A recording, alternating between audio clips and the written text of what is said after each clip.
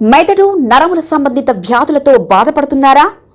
కర్నూలు, హైదరాబాద్, చెన్నై, బెంగళూరు వంటి నగరాలకు వెళ్లకుండా ఇప్పుడు మన పొద్దుటూరులోనే ఈ సమస్యల పరిష్కారానికి అందరి కోసం స్థాపించబడింది వెంకటారాధ్య న్యూరో కేర్. మా అడ్రస్ డోర్ నంబర్ 9/397 ఈశ్వర గ్యాస్ ఏజెన్సీ పక్కన, హోమ్ హాస్పేట, పొద్దుటూరు, కడప జిల్లా. మా ఫోన్ నంబర్ 8519901459.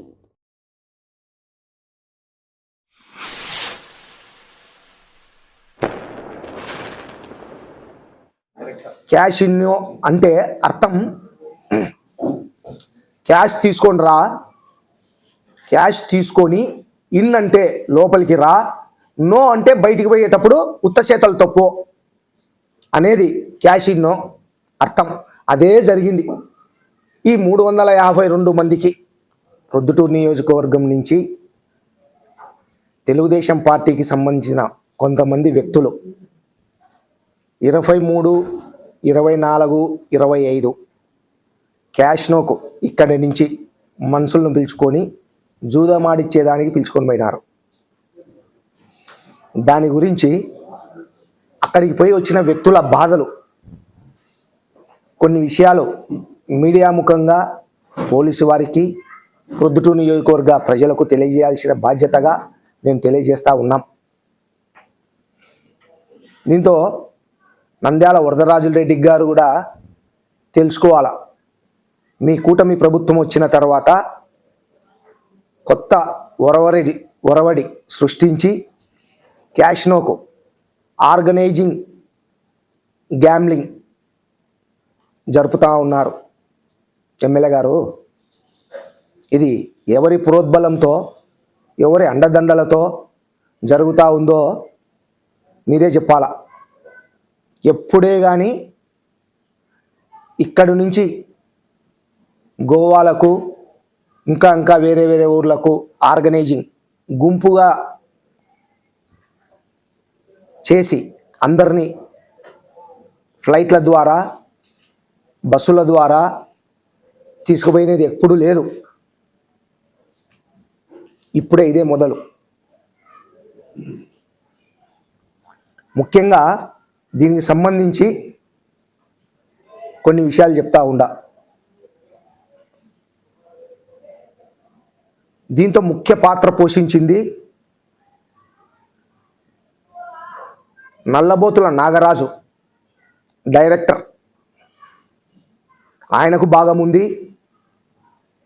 బసుమురళి, ఆయనకు భాగం ఉంది. ఇంకా కొంతమందికి భాగాలు ఉన్నాయి దీంట్లో. ఎక్కడికి పిలుచుకుపోయే దాంట్లో గోవాకు పిలుచుకుపోయి క్యాష్నోలో జూదమాడిచ్చేదానికి.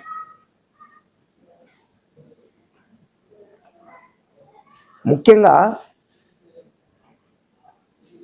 352 మందిని ప్రోగు చేసి ఆర్గనైజింగ్ అందరినీ ఒక గుమిగూడిచి ఇక్కడి నుంచి పోయినారు. 352 మందిని పిలుచుకుపోయినారు గోవాకు. పోయిన ఈ 351 మందిది కూడా ఏ ఒక్కరు గెలిచలే, డబ్బులే గెలిచలే, మొత్తం పోగొట్టుకున్నారు. అందరిది డబ్బులు పోయింది. అక్కడ మోసం జూదం జరిగింది, మోసమాట జరిపినారు. పోయిన ప్రతి ఒక్క వ్యక్తి కూడా, అన్న నా డబ్బులు పోయింది, మా డబ్బులు పోయింది, ఇదంతా మోసమాట, పొరపాటు పడిపోయినాము, వీళ్ళ మాటలు నమ్మిపోయినాము, ఈ నల్లబోతుల నాగరాజు, మురళి, ఇంకా కొంతమంది వ్యక్తులను నమ్మిపోయినాము అని వాళ్ళు వాపోతూ ఉన్నారు. ఎస్పీ గారు కూడా దీనిపైన విచారించాలా. ఆర్గనైజింగ్ గ్యాంబ్లింగ్ జరపచ్చా, జరపకూడదా, పిలుచకపోవచ్చా లేదనేది కూడా ప్రొద్దుటూరు డిఎస్పీ మేడం గారు కానీ, ఎస్పీ గారు కానీ దీనిపైన పరిశీలించి మళ్ళా త్వరలో నేపాల్, శ్రీలంకలో కూడా వీళ్ళు ఈ ఆర్గనైజింగ్ గ్యాంబ్లింగ్ జరుపుదేదానికి సిద్ధపడతా ఉన్నారు. అక్కడ ఏం జరిగింది అంటే, గోవాలో ఇక్కడి నుంచి బస్సులు, ఫ్లైట్లలో పిలుచుకొని పోయి ఈ ప్రొద్దుటూరు నుంచి వాసవి బస్సు పోయింది బెంగళూరుకు, బెంగళూరు నుంచి గోవాకు ఫ్లైట్లో, కడప నుంచి హైదరాబాదుకు ఫ్లైట్లో, హైదరాబాద్ నుంచి గోవాకు ఫ్లైట్లో అక్కడ 7 లాడ్జీలు బుక్ చేసినారు వీళ్ళకు, ఈ 352 మందికి. ప్రతి లాడ్జీలో కనీసం అంటే 10 మంది అమ్మాయిలను పెట్టినారు. దారుణం. అమ్మాయిలను 7 లాడ్జీలలో ఉన్నారు అమ్మాయిలు. ఎవరు చెప్పినారు ఇదంతా మాకు? అక్కడికి పోయి వచ్చిన వ్యక్తులు. నా దగ్గర రికార్డింగ్ ఉంది. వాళ్ళు మాట్లాడిన మాటలు, వాళ్ళు చెప్పిన మాటలు ప్రతిదీ నా దగ్గర రికార్డింగ్ ఉంది. వాళ్ళ బాధ నా దగ్గర స్వయంగా వచ్చి కూడా చెప్పినారు. క్యాషినో, ఈ క్యాషినో అనేది గోవాలో ఒక ప్లేస్లో ఉంటుంది. ఆ ప్లేస్కు వీళ్ళ లాడ్జీలకు ఒక 7-8 కిలోమీటర్ల దూరంలో తీసినారు. ఈ క్యాషినో జరిపే దాంట్లో కూడా లాడ్జీలు ఉన్నాయి. ఆడ కూడా రూములు ఇచ్చినారు వీళ్ళందరికీ రూములు ఇచ్చినారు. ఇచ్చి క్యాషినో బిగిన్ పెట్టినారు. ఒక దీంతో మోసమాట అనే దానికి ఏంటంటే ఒక డెక్ అనేది ఉంటుంది. ఆ డెక్లో కార్డ్స్ పెడతారు. ఆ డెక్లో కార్డ్స్ ఉండేటి ఏమేమి ఏ కార్డు ఎక్కడెక్కడ ఉంది అనేసి ఆ పైన ఒకతను సీసీ కెమెరాల్లో చూసుకుంటా ఉంటాడు. అక్కడ ఏ ఆకు ఎక్కడ పడుతుంది, లోపల పడుతుందే బయట పడుతుందే, మంగతాయి ఆట లోపల బయట అనేది అతనికి తెలుస్తూ ఉంటుంది. అంతా స్కాన్ చేసుకుంటున్నారు. అంతా స్కానింగే, అంతా మోసమే. ఆ డెక్నే షూ అంటారు, ఒకటి మోసమాటని షూ. ఇదంతా కూడా మేము వివరంగా కనుక్కొని చెప్తా ఉన్నాం. అంటే ఇక్కడ ఎక్కడో జూదాలు ఆడుతుంటారు, మోసం ఉండదు. వాళ్ళు ఆడుకుంటుంటారు, పోగొట్టుకుంటుంటారు, వస్తుంటారు, పోతూ ఉంటుంది. ఇది మాత్రం ఇక్కడే ఈ 352 మంది డబ్బులు తీసుకొని పోయేటప్పుడే గుంజుకుంటే దొమ్మి అవుతుందనే ఉద్దేశంతో వీళ్ళందరినీ గోవా అనే ఒక ట్రిప్పు వేసి అక్కడికి పోయి నడి ఏట్లో గొంతు కోసినారన్నా మాకు అని చెప్తా ఉన్నారు. కనీసం అంటే 10 కోట్ల రూపాయలు వీళ్ళకు వచ్చింది డబ్బులు ఈ ఆర్గనైజర్లకు. 10 కోట్లు దొందుకున్నారట్టనే వీళ్ళది. వీళ్ళల్లో పాపం బేల్దారులను కూడా పిలుచుకుపోయినారు వీళ్ళు. బేల్దారులు వాళ్ళ లెక్క 12 లక్షలు పోయింది. వాళ్ళ బ్యాచ్ 7 మందో 8 మందో పోయినారు. వాళ్ళకి 12 లక్షలు పోయింది.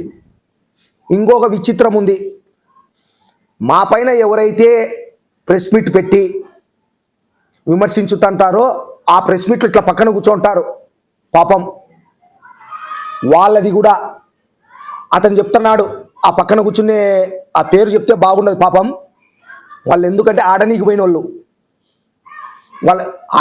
వాళ్ళను పేర్లు చెప్పడం బాగుండదు.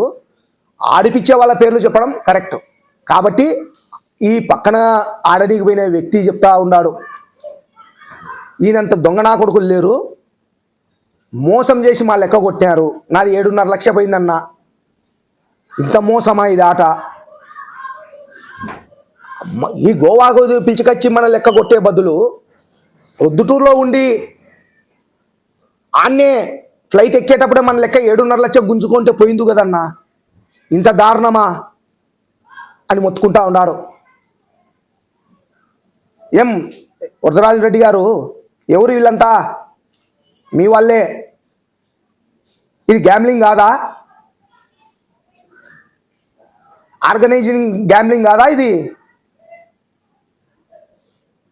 అక్కడికి పిలుచుకుపోయి జూదం ఆడిపోయడం తప్పు కాదా? ఇంకొకటి, ఎక్కడన్నా సపోజు జమ్మలమడుగులోనో పుట్టపర్తిలోనో తాడిపత్రుల్లోనో జూదాలు జరుగుతూ ఉంటాయి. కొన్ని చోట్ల కొంతమంది వెహికల్ వేసుకొని వాళ్ళు ఒక 4-5 మందో కలిసి పోతూ ఉంటారు. పోయేటప్పుడు తాడిపత్రి మధ్యలో అంటే ముద్దనూరులోనో యాడనో ఒకసాట ఆ వెహికల్ను నిలబెట్టి పోలీసులు పిలుచుకొని పోయి వాళ్ళు స్టేషన్లో కూర్చోబెట్టుకుంటారు. సాయంత్రం వరకు యాడికి పోతున్నారు, ఏం పోతున్నారు మీరని కౌన్సిలింగ్ ఇచ్చి పంపిస్తారు. వాళ్ళు ఎక్కడో జూదమానికి పోతారు. ఇప్పుడు ఇది కూడా ఆర్గనైజింగ్ గ్యాంబ్లింగ్ కదా. వాసవి బస్సు పోతానే గమ్మునుండారు, ఫ్లైట్లో పోతానే జూదాలకు వాళ్ళను ఒకరినో 10 మందినో 20 మందినో పిలుచుకొని పోతే నిలబెత్తే వాళ్ళే చెప్తారు కదా, మేము జూదానికి పోతున్నాం పలానా అని నిలబెట్టడంలే. ఎస్పీ గారిని కలిసినాడు వరదరాజులరెడ్డి గారు, ఏం చెప్పించినాడో ఏమో మాకైతే తెలియదు. అది వరదరాజులరెడ్డి గారికే తెలియాల. మళ్ళా మేము ఎస్పీ గారిని అడుగుతూ ఉన్నాం, సార్ దయ ఉంచి ఇట్లా ఒక్కసారికి 10 కోట్లు వాళ్ళు సంపాదిస్తే రాబోయే కాలంలో నెలకొకటి 15 రోజులకొకటి ఈవెంట్లు పెడతా వస్తారు, దయ ఉంచి వీళ్ళపైన చర్యలు తీసుకోండి, ఇటువంటి ఆర్గనైజింగ్ గ్యాంబ్లింగ్లు లేకోకుండా చేయండి సార్. లేకపోతే విచ్చలవిడిగా ఈ కూటమి ప్రభుత్వం ఈ నాయకులు ఇదే పనే పెట్టుకుంటున్నారు. ఇప్పటికీ 5 సార్లు ఇది ప్రొద్దుటూరు నుంచి ఈవెంట్లు జరుగుతూ వచ్చినాయి. ఈ 5 సార్లలో కూడా ఎక్కువ మోతాదులో ఈసారి పోయినారు 352 మంది. దీంతో ఒక్క వ్యక్తి కూడా తక్కువ లేరు. వీళ్ళంతా భాగస్థులు. బసుమురళి భాగస్థుడు, నల్లబోతుల నాగరాజు భాగస్థుడు, మరి కొంతమంది ఉన్నారు. వీళ్ళను కూడా విచారించాలా. ఈ 10 కోట్లు ఎవరైతే డబ్బులు పోయిందో వాళ్ళకు తిరిగి ఇప్పియాలనేది మా మనవి సార్. ఒక్కసారి ఆలోచన చేయండి సార్ దీనిపైన. దీంట్లో ప్రొద్దుటూరు నుంచి ప్రజలు పోయినారు, జమ్మలమడుగు నుంచి పోయినారు, పులివిందల నుంచి పోయినారు, కడప నుంచి పోయినారు, కర్నూలు నుంచి సుదర్శన్ అనే బుక్కి 30 మందిని పిలుచుకొచ్చినాడు. ప్రొద్దుటూరుకు సంబంధించిన ఒక పెద్ద బుక్కి, టాప్ మోస్ట్ బుక్కి అయినా ఈ రాయలసీమలోనే పెద్ద బుక్కి, ఆయన 30 మందిని పంపించినాడు. ఆయన రాలే, ఆయన 30 మందిని పంపించినాడు.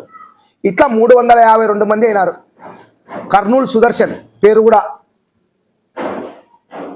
ఇట్లా 352 మంది సార్ మొత్తం. ఒక్కసారి ఆలోచన చేయండి సార్. అట్నే వరదరాజులరెడ్డి గారు కూడా ఇటువంటి అరికట్టాల్సిన బాధ్యత మీ పైన ఉంది. మీరు మౌనంగా ఉండారు, ఎట్లన్నా పోనీ ప్రొద్దుటూరు అనుకుంటా ఉండారు.